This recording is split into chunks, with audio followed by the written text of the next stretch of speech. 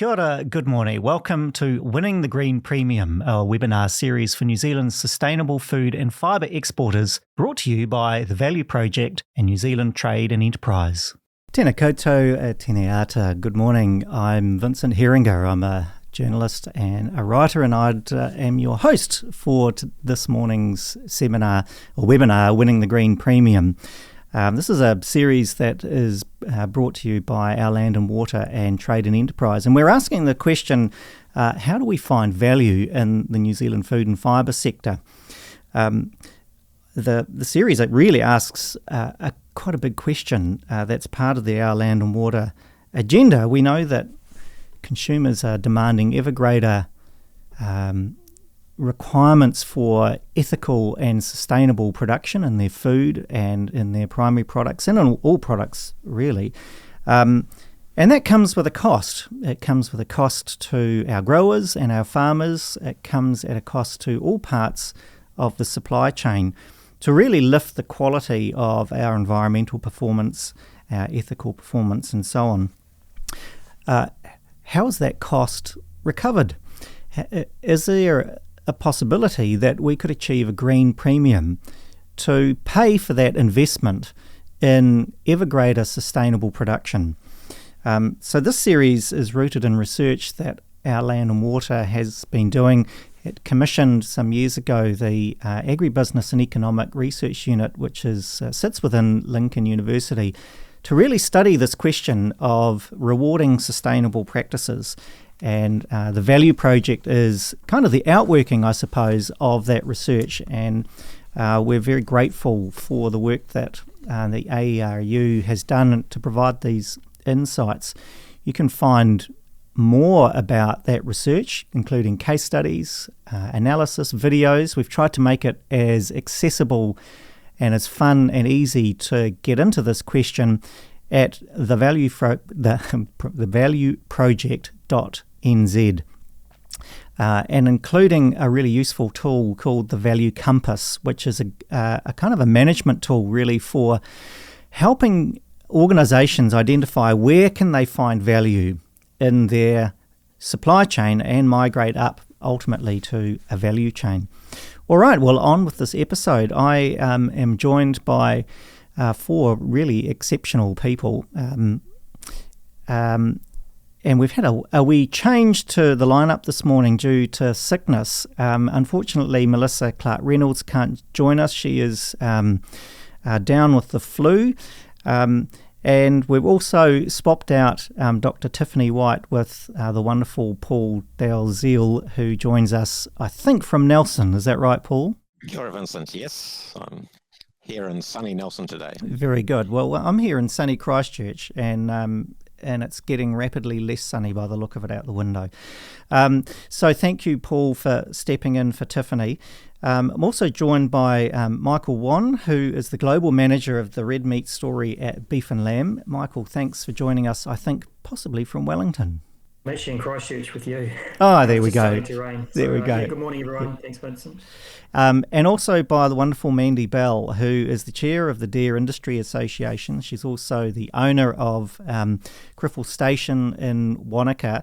And so many fingers and so many pies, Mandy. It's hard to describe what you do, but I think you're well known in agri circles. Thanks for joining us this morning. I think possibly also from Wanaka.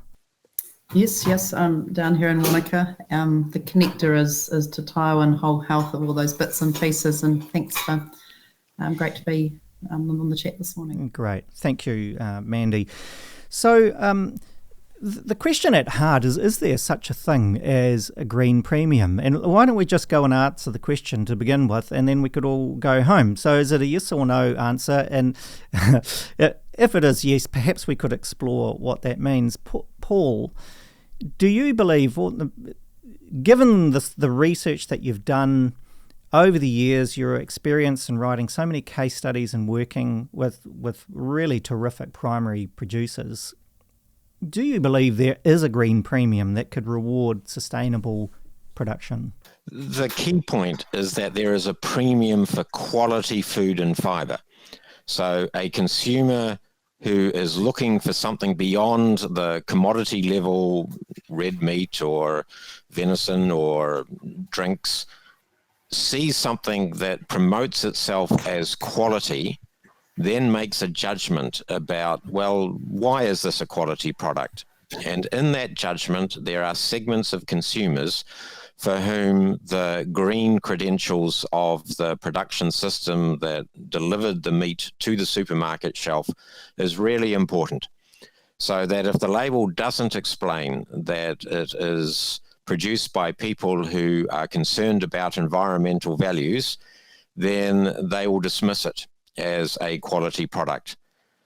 And there are others who, seeing how a particular brand is positioning itself as being good stewards of waterways, clean air, reducing carbon emissions, getting it with a low environmental impact, that is the defining point of what is quality. And it's still got to taste good. It's still got to look good. But that extra green credential is what lifts it into the premium category for which they are prepared to pay a higher price. Yeah.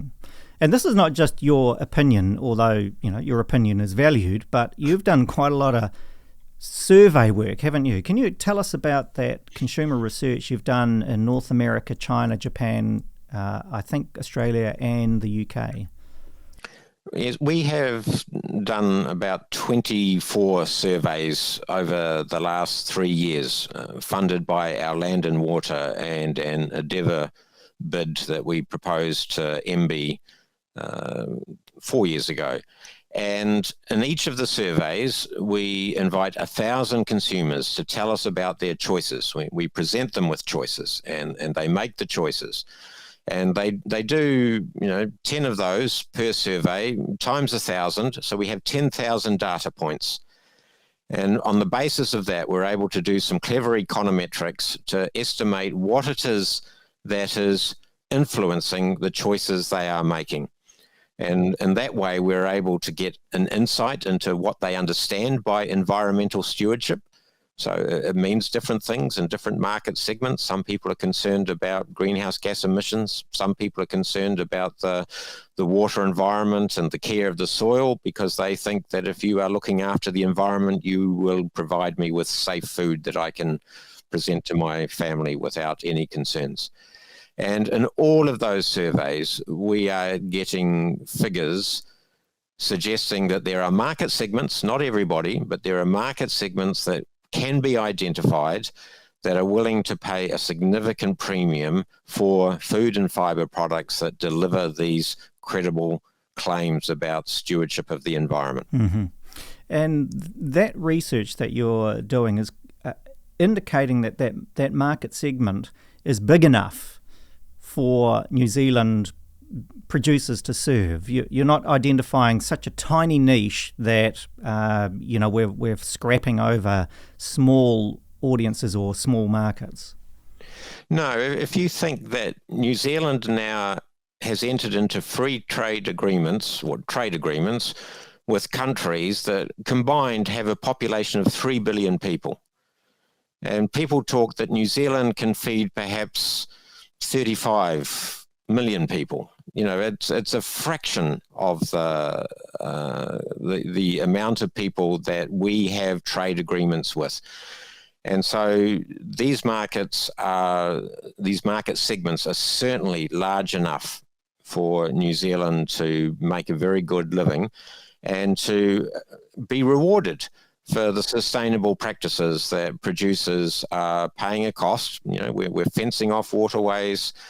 We're doing other ways that have a real genuine cost to the producers, and this is a way of rewarding them for those sustainable credentials. That's a great theory. I would love to see it in action, and I think that possibly Michael might have an example of it in action. Michael, do you agree with what Paul has described? Is there a market there for ever-increasing sustainably produced food? And if there is, perhaps you could tell us more about Taste Pure Nature, which is premised, I suspect, on that very idea. I'll just build on Paul's comments. I've just recently come back from the US, and I was lucky enough to go to the Natural Products Expo West. And look, there was a flood of claims and products in the sustainability space, including the likes of regenerative. One of the speaking series there showcased some new research that they'd conducted, which essentially said sustainability is more confusing than ever. And while it's an important value driver for some consumer segments, when you start to rank those value drivers or what's most important to them, it's well behind the likes of price and availability, those sort of commoditized aspects, but also the aspect around nutrition and health. So what consumers really care about first is what am I putting in my body and how is it benefiting me? Sustainability, I liken it to the organic industry and how that sort of evolved from its infancy. There's not a lot of regulation or standards around it. It's quite confusing from a consumer point of view. It's really hard to understand. And that's the challenge inherent in all of this, is actually making this concept easy to understand and digest for a consumer and tie it to the values that are most important to them. And look, some of them think about environmental or sustainable attributes in the way that it impacts the quality of the food. Whether it's the quality or the taste or, aspects like animal welfare come into play for people when they're thinking about sustainability. So I think the jury's still out around whether there's a sharp premium that's obtainable. But time will tell, because these things are evolving. Consumer drivers are evolving. The other point Paul mentioned was around trade agreements, and what we're increasingly seeing is that new trade agreements, or those that are coming up for renegotiation, are starting to have a big focus on sustainable aspects and criteria in order to have market access or to maintain market access. So we've got to think about the premium not just as obtaining more money for the products we produce to offset cost. It actually is enabling us to have ongoing sustainable market access in order to sell our products into some countries. And that's, so there are other aspects to think about when it comes to sustainable premium. So you may not even be able to play in the first place, let alone achieve a premium, if you can't meet those criteria. Exactly. So there's lots of different elements here: education, understanding, and making it super easy for people to understand and pay more for. There's plenty of research and data that says, yep, I care about this, I'll pay more for it. But when the rubber hits the road, there are other things that consumers think about when they're in the retail store, for example, that are going to have an impact over the environmental bits first. So it's not to say it's not important, it absolutely is. It's just, how does it fit into the overall scheme of things that drives consumer behaviour? And that's one of the things we've learned with Taste Pure Nature. So the program of Taste Pure Nature is a collective industry approach to essentially growing greater returns. The first step in developing our brand was to set about doing some global research. So we went into 8 international markets, really to understand the role red meat played in people's lives, right through the supply chain. And more importantly, how did New Zealand fit within that? Where do we feature? And we learned a hell of a lot, obviously. But one of the most critical insights was that although New Zealand has a positive perception in people's minds, thanks largely to the likes of the Lord of the Rings and great tourism advertising, when it came to our grass-fed farming systems, there was a real lack of knowledge and understanding about what we did, what makes it different, certainly to our competitors. And so, generally people care about where their food comes from. I do. And so this idea of origin plays a really important role in the way we go about making decisions as consumers. Essentially, it acts as a shortcut to understanding and trust. You're more likely to buy products from a place that come from a place you know more about, or you trust more. I buy frozen blueberries as an example, I buy frozen blueberries for my smoothie. And so when I'm in the store, I'll turn the pack over and look at the country of origin. Now, if it says product of Chile or product of Canada, I'll probably buy it. If it happened to say product of China, I'll probably put it back. Now, in reality, I know nothing about the production systems or the food safety systems in any of those 3 countries. I'm simply making a conscious decision about whether I buy this pack of branded blueberries based on what limited knowledge I have about those systems, or in this case, the perception I have of those countries and their food safety standards. And the same goes for red meat. So we created Taste Pure Nature, which is a country of origin brand platform, really to help differentiate New Zealand beef and lamb from our competitors. It's a brand marketing platform that our exporters can leverage either in partnership with us or through their own marketing initiatives. And what makes this different from all other generic marketing programs is that we do invest collectively with our exporters in a range of retail marketing initiatives. In this case, we're doing this in China and in the US. And our goal is to basically wave the flag and get people aware of what we do and how we do it, educate them, and then drive their aspiration to want to trial grass-fed beef and lamb from New Zealand. So we've learned very quickly that when we start advertising and marketing and educating, people get interested, and they want to know where they can buy it. And so we've gone a step further in being able to link this interest that we're creating with product that is both visible and available at a retail level in certain stores. So we can say buy Silverfern Farms at this store or First Light at this store. So it's essentially a closed loop system. Yeah. One of the attributes of this branding system is that you've also built in an assurance quality system back to farm, haven't you? So it's not just slapping a label on. You've actually required standards to be met that deal to some of those expectations around animal ethics, water treatment, and probably increasingly carbon emissions. Do you want to just tell us really briefly about managing that supply chain all the way back to the farm? What we do know is that retail buyers and conscious foodie consumers, which is the consumer segment we target specifically, they're seeking greater levels of assurance and traceability about the things that they value most when it comes to food. This includes, attributes around taste and nutrition, like we've discussed, but also the impact on the climate, as you just mentioned.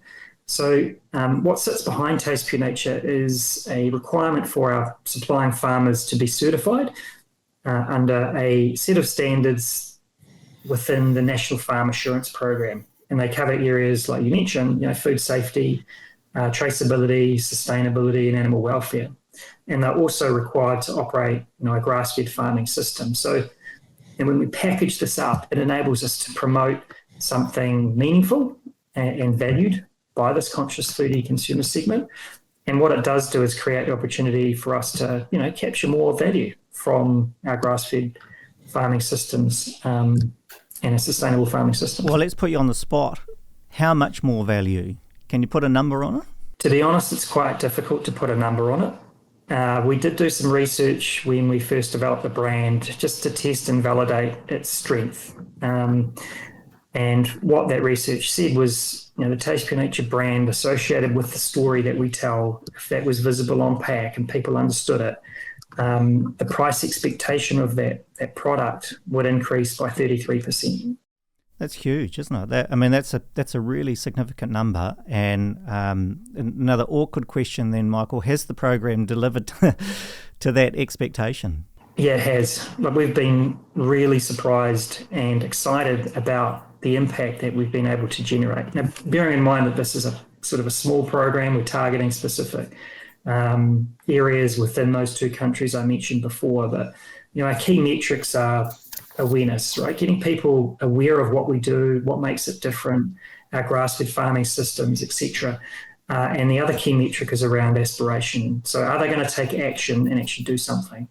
And what we've been able to do is significantly increase people's awareness and their aspiration for our products across both markets, China and the US. So we would absolutely say what we've been doing is working. And increasingly, I think we've got more momentum from the export partners in working collectively together, because at the end of the day, we've got limited resource. We're a small country with limited resource compared to our, competitors. And so by working together, we're much stronger. and there's growing momentum from all of us within the industry to get on board, to leverage Taste Pure Nature for their own brand marketing activities. And that's proving to work. We invest in a whole lot of different things. Digital's been the backbone of our efforts in both markets, but more and more we're starting to explore other marketing tactics like outdoor billboards in LA, for example, which have resulted in increases of 30% in terms of sales. We've done food truck tours. We've developed and launched a vending machine with ready-to-eat meals. So we're trying lots of different things to get cut through. But again, going back to making sure that whatever we do, we're educating the conscious foodie consumer. We're aligning with the value drivers that are important to them and making sure they understand that New Zealand is their best choice. Thanks, Michael. That's so interesting and such a living example of the kind of theoretical framework that Paul was describing for us that you've actually put into practice. Mandy, the venison, the industry, the deer industry is the junior partner in the red meat industry, but no less important and interesting. How does your industry discover value beyond commodity? I would, in thinking about this, it's good to go back to the early days of the industry. We're relatively young, the deer industry, compared to sheep and beef. 50 years young when we first kicked off, and we were innovative. We had entrepreneurs coming together that could see the value of a lean, and as we've learned over the years, high in iron. And particularly, I think with deer, there has been a strong association from the early days, but in the late 90s, 2000s, of caring for the environment. And we know that the farmers right back then have had a real connection to the environment, and that's continued strongly going through. So it's really interesting hearing Paul and talk about the Valley Project and then the great work that's happening in the market. So the industry set up a program called Savina that was to differentiate between farmed venison and the wild venison. Back in those days, primarily venison heading into Europe, into Germany.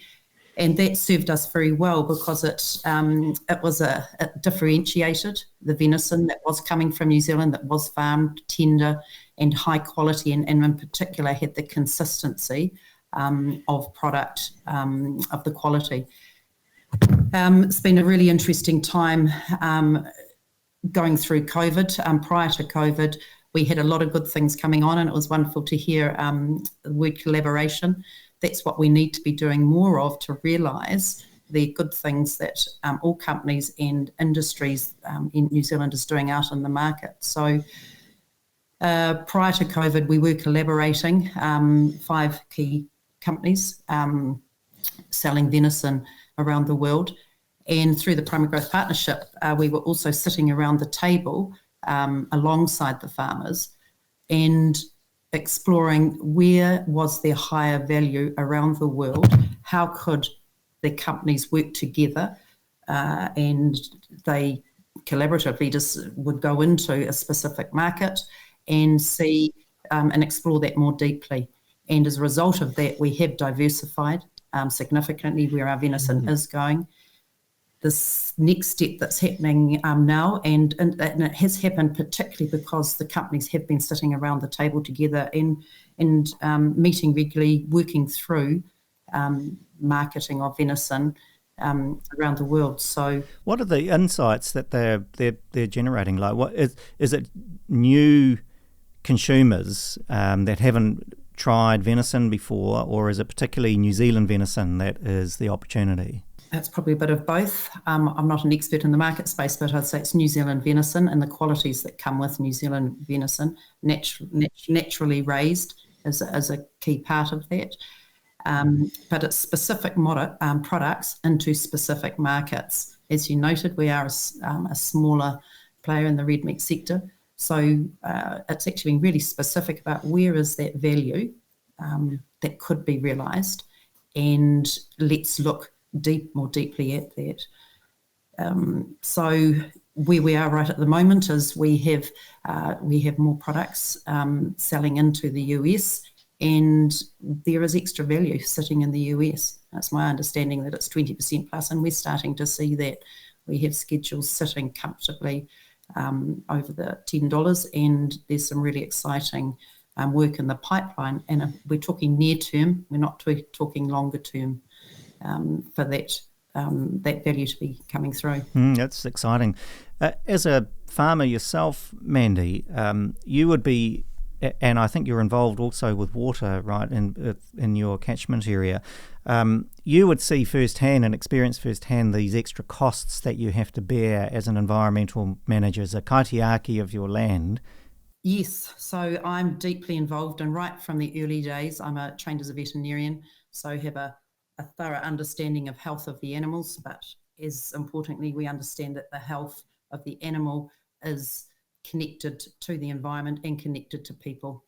So taking that whole approach, and there's a number of ways of looking at it, whether we talk regenerative or to tile, we're all connected in how we go forwards. And also ecosystem services starts to come into that. So when we're on the ground, we have siloed policies coming through to us as farmers. We understand that we want to have a good environment. We live in this environment, so we want good water.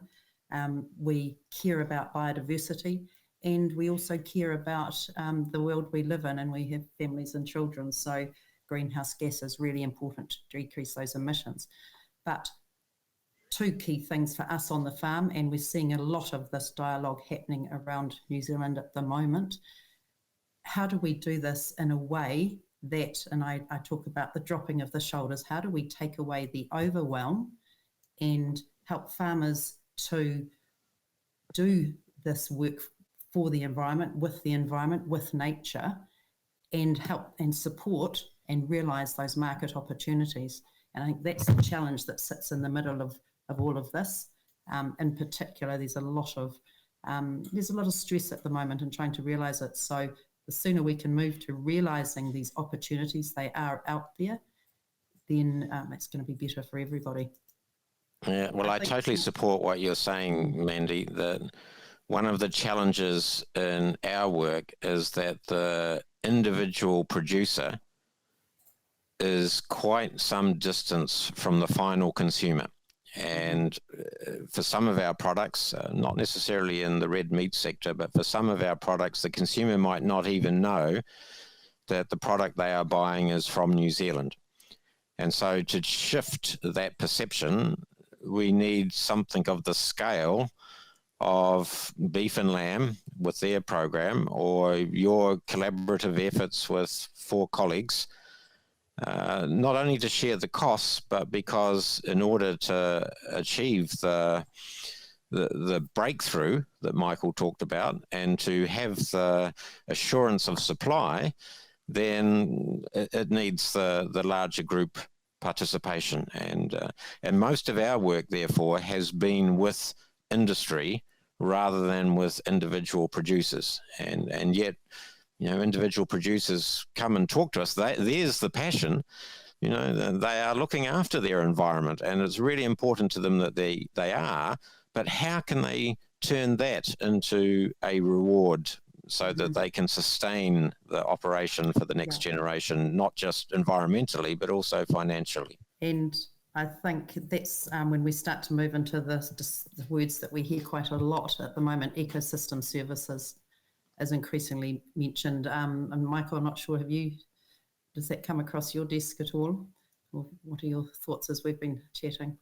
Perhaps not so much at that kind of level, but what I would say is, this is really hard. Like, all of this is hard, not just on farm, but in market as well.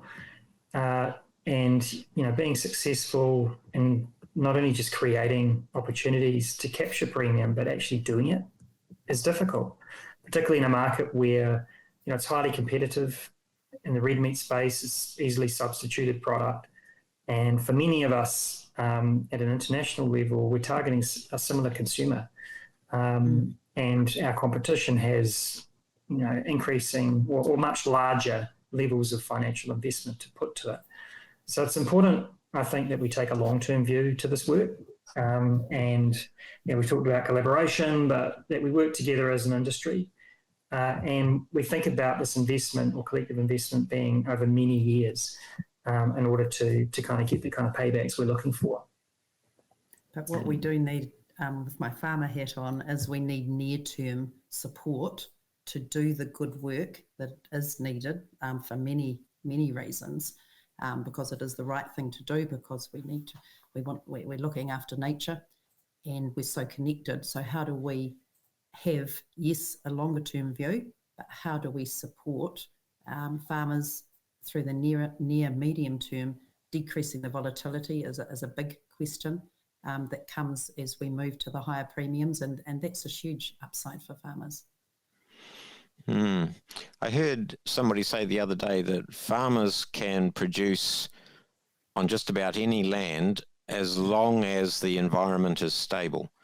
They can adapt systems, and one of the frustrating points at the moment that's causing a lot of stress is that the future is so uncertain with these extreme weather events and changing temperatures and even the global instability, the China and the United States squaring off against each other, that it becomes very hard to create long-term planning when the short-term environment is so volatile. And so I support what you're saying, Mandy. It's again a collective issue that, as a country, this is what we have invested in for our economic well-being, and this is a particularly difficult period, I think, for the sector as a whole, just because so much is happening globally.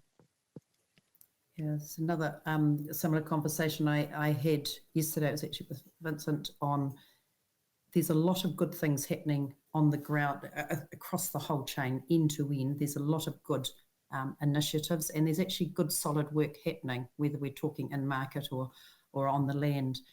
And the question for me is, how do we connect all of those parts, because they actually are all of value, and how do we connect up the how of what we're doing and all of these different boxes and I'm sure we can do it better on an end-to-end basis. Yes. And this is the new challenge for this generation, isn't it? That we had first mover advantage moving into China, the first OECD country to have a free trade agreement with China. Going back in our history, we had assured supply to the United Kingdom. And so New Zealand became very good at providing quality food to specifications that were set by importers in those countries who knew what they were looking for. And now, as Michael has described from his recent trip, the marketplace is very crowded with suppliers making similar claims. And now we are having to work much harder to profile the quality of the products that we are producing. And I think, in New Zealand, we were a bit suspicious about people with that expertise, the marketing expertise. The real work, the real quality is produced on the farm, and the people who are doing the profiling are, in a way, taking advantage of that good work without adding to it. But I think we now realise that in a congested marketplace, those marketing skills are just as important as the ability to look after the soil, the ability to manage waterways, all of those, the way to look after your animals that you've described, Mandy. All of those skills are as part of the value chain as the person who knows how to use just the right language to appeal to the emotional reaction of the consumer looking for quality food that we're producing from this country. Now I've got, given that we haven't got Vincent, for people listening on the call, but we're carrying on, and there's some really good discussions to have here. I have got actually some of the questions, and one of them was value from value chains. If we jump to that in a minute, but first up, there was a question for me with Vincent, with how does Criffell station created value by diversifying its income streams. And one thing that we've done here, and I know there's a lot of farmers around the country have done, is to look at environmental tourism. Okay, I think we may even be back, or at least I'm back. Vincent, we missed you. Well, you did a sterling job while I was away, and thank goodness our red meat sector is in better shape than our technology is this morning. So thanks for carrying on the kōrero. Mandy, you were mid-flow talking about how, as a farmer with Criffell Station, you've really also diversified and found value that way, right? So 'cause value can be found in so many places. At the risk of repeating yourself, do you mind just telling us about how you've done that? Yes, so we were just chatting about pre-COVID, and we were seeing an increasing number of tourists coming onto the station. We had 20,000 plus visitors coming through the property, either as part of events or we have a soft adventure down the far end. And if you came into the core part of the station, you were hosted onto the station. And I was talking about visitors coming through New Zealand, yes, for the landscape, possibly primarily, but as they travel down those roads, they're wondering who's living behind, what's going on behind that farm gate. And likewise, for those of us living behind the farm gate, we relish the opportunity to connect with international visitors and ideally to influence their thinking, create emotional connections with what's happening here on the land and with the food that we produce. They go home and they're converted people, and they want to eat venison every week and red meat from New Zealand. I mean, that's really borrowing a chapter out of the wine industry book, isn't it? Where this emotional connection with the wine makers and the cellador creates a real loyal base for essentially what could be quite a commoditized product, but using those connections to origin. In the previous webinar, we had Patsy Bass from the Reefton Distilling Co. And similar kind of scenario. Gin is, I don't know if you're a gin aficionado, I would have trouble in a blind tasting telling you a Reefton from a Bombay, but because of the warmth of connection that she has made and that company has made with their market, they are able to create a long-standing connection and achieve a premium through these kind of emotional connections. It's quite hard work though, 20,000 people on your doorstep. Yeah, not now, which is actually quite good in a way. So what we're doing now is focusing, it's just on people coming through who want to understand farm systems, but as importantly and in the same level is sustainability. So we are talking deeply and having deep, what I call two-way worldly conversations. What are they experiencing back in their part of the world? Let's talk about greenhouse gases. Let's talk about the macroinvertebrates and how healthy the water is that we actually stop and look at. Wonderful. So we're going into some really good conversations there. Wonderful.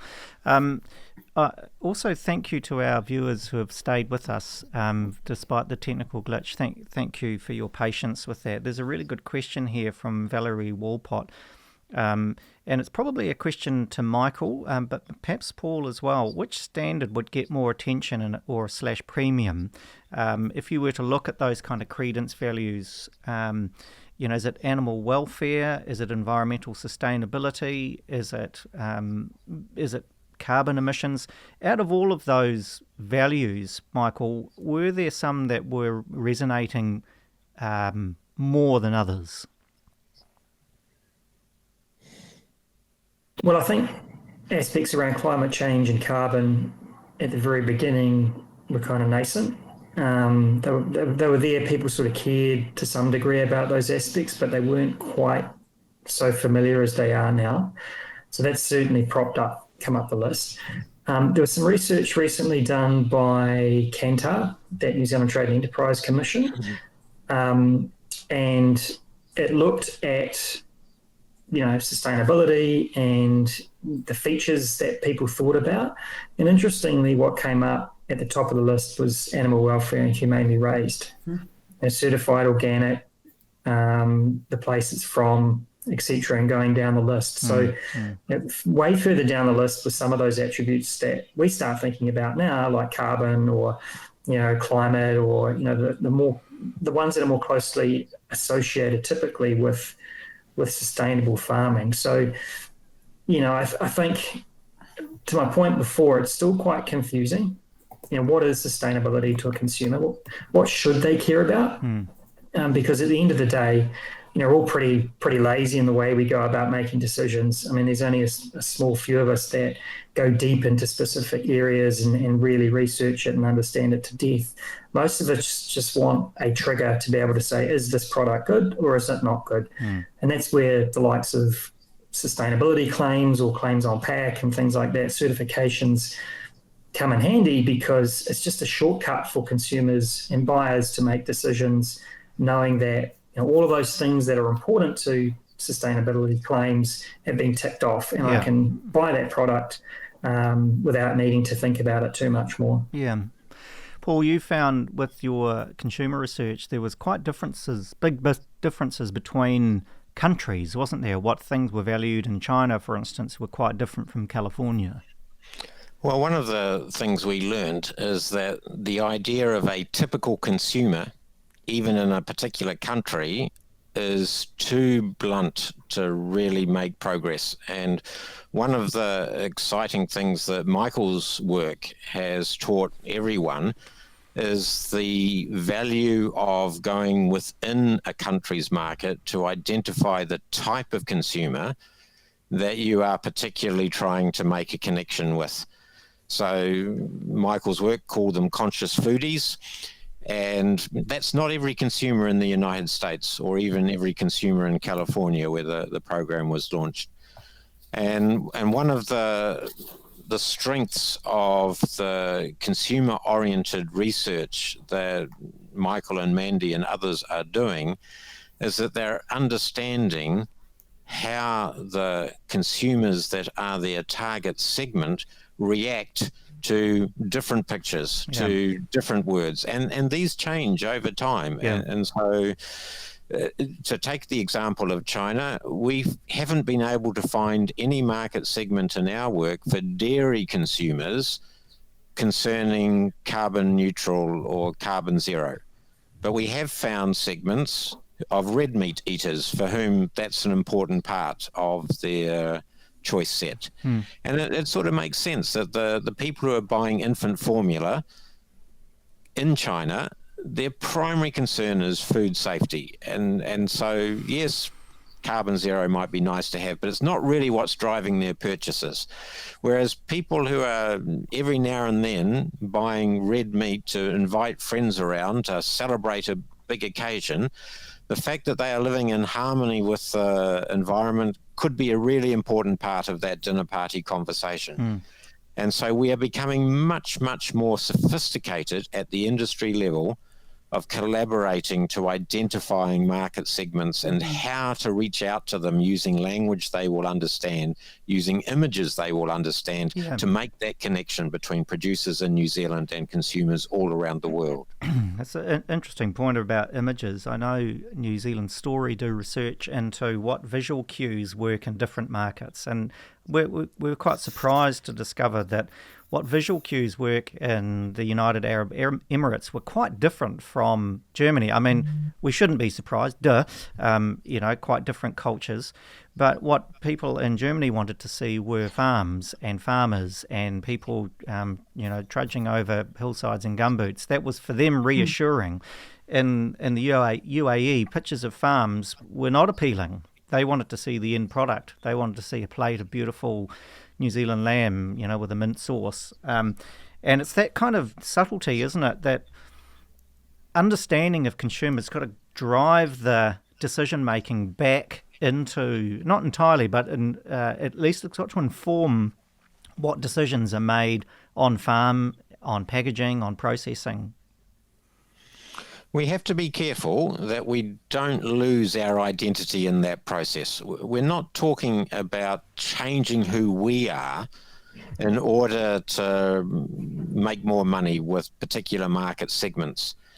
It's much more, let's celebrate who we are and to make a connection with those consumers around the world who share similar values. And, we're a small country, and even though agricultural exports are such a large part of who we aren't going to feed the world. And so there's this opportunity to celebrate the credence attributes, but also how great the food tastes and how great it looks. I mean, these are still fundamental elements of selling red meat around the world, but there are some consumers for whom the New Zealand story and the materials that we are producing to support the New Zealand narrative really resonate. And when we strike that gold, it is a win-win for the consumer, for the producer, and for the whole value chain in between. Yeah. Just to jump in, I mean, what we're describing here is what we call localization. So we've got a global brand in Taste Pure Nature, but what we've done is actually gone into each market, understood that conscious consumer at a really deep level, and then localized the brand. So when I say localized, I mean we show up with our messaging, we show up with our images and all these types of things in a way that connects and engages them in a meaningful way. So a conscious foodie consumer in California might have the same kind of attributes and value drivers as someone in Shanghai, China, but they don't show up in the same order. And so it's just important that what we do showcase to them is the most relevant and important factors versus the things that are less important to them. And so showing up in market, talking to your consumer in a way that they value and they find meaningful is really important. Yes. And staying connected with them, it's not a static thing, right? You don't just do it once and that's good. This stuff's evolving all of the time. Everyone's flooded with media or influencer, whatever. Everyone's learning all the time, and so they're changing their behaviors, changing their thinking and what's important to them. So, it's really important that you stay connected and on top of and in front of actually what consumers or your target consumer really values and what's important to them in terms of those value drivers. Yeah. There's a question here for you, Michael, from Daniel Carson.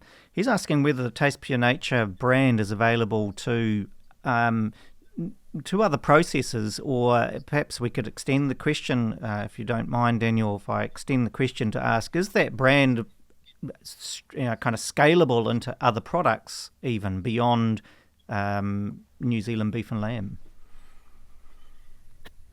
So potentially, yes, it is.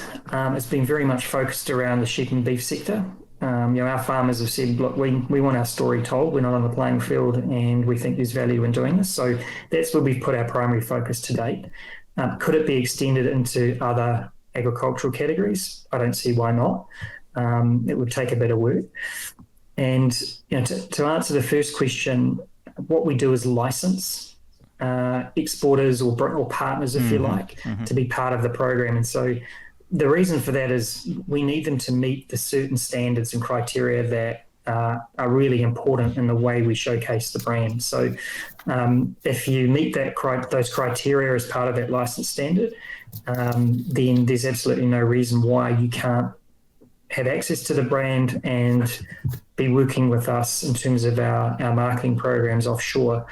We have had to focus, and so we concentrate our efforts through the retail channel and consumers rather than spreading it into the food service channel as well. So it's just important to remember that as an industry, we've decided that there are greater opportunities to be had through the retail channel. It's an untapped market for us. If you think about it, we've been largely a commodity trader or a food service access channel for many, many years. And so the retail channel has been underinvested in, but that's where we see the greatest opportunity to capture more value and a willingness from buyers to pay more for what we've got. And so that's where we concentrate our efforts. It's probably worth mentioning, Vincent, the New Zealand Trade and Enterprise Made with Care program. So it has taken principles from our research and has used that to employ Kantar to do consumer research around the world. And this is a matter of registering with New Zealand Trade and Enterprise, and you get access to a whole lot of materials that is a platform for the New Zealand identity for our food and beverage exports around that slogan, made with care. So I'd direct anybody who is interested in these things, both to Michael's work, but also to New Zealand Trade and Enterprise's Made with Care platform. There's another, thank you, Paul. There's another question here from Maitland Manning, who is curious to know the ethical or animal welfare component we've talked about as one of those credence attributes. That's perhaps a good question for you, Mandy. How far or how important is that across all parts of the beast? For instance, velvet. Do people that buy velvet care about the way that the animals have been treated? Absolutely, and it's a core part, and it's really interesting hearing, Michael, that's, I think you said that was one of the leading factors that was coming through. So across everything we do on farms with our animals, animal welfare is paramount. And when we look at welfare of velvet harvest, that is very, it's regulated. We have veterinarians in supervising how that is done, and it's a core part of the product. That there are good reasons that we need to do that. Animals on farms with antler can hurt themselves as well as the people that might be looking after them. So I think animal welfare, it's actually quite encouraging to hear that is actually a core thing that people are looking at. And I think it's something that we do well here in New Zealand. We do care as farmers a lot about our animals. We've got less than 4 minutes left, and this is a great opportunity to give you the last say, our three panellists. I wonder if you could reflect on the question of what's yet to be done. And I know that's a big question, but let's start with you, Michael. What's on your to-do list? What would you love to see achieved yet for growing value in the red meat sector? Yeah, it's a good question. I've talked a lot about the consumer and making sure that you're staying connected with what's important to them. I think this area of environmental sustainability and the impact on climate from food production is an ever increasingly important aspect. And so, there's a lot of change going on in our industry at the moment, and there's a lot of dust that needs to settle. But I think, in future, these attributes are going to evolve, and we need to make sure that we are aligned with consumer expectations. And so, I wouldn't put it past us to have some kind of low carbon claim at a national level, potentially, that we could take to market to in some way satisfy these changing consumer behaviours and interests and the impact that food production has on the climate. Mm-hmm. Mandy, how about you? What's your parting shot for what needs to be done yet? I think it's clarity. Clarity for farmers on where we're at and where we need to be going, so we can enable that pathway to be robust, to be well supported, for farmers to have the resources to deliver quality products that are aligned to market, and understanding that is going to change over time. But with the focus of where we're heading, the understanding of where we're heading, and then the focus of where we're at on farm and what we need to be doing, and how can we make that easier to deliver what is going to give us that extra value in market. And I think our farmers are calling out for that at the moment. I think it's quite doable. It really is doable, but it's going to take collaboration on an end-to-end view across the value chain. Well, that's a whole webinar in itself, isn't it, Mandy?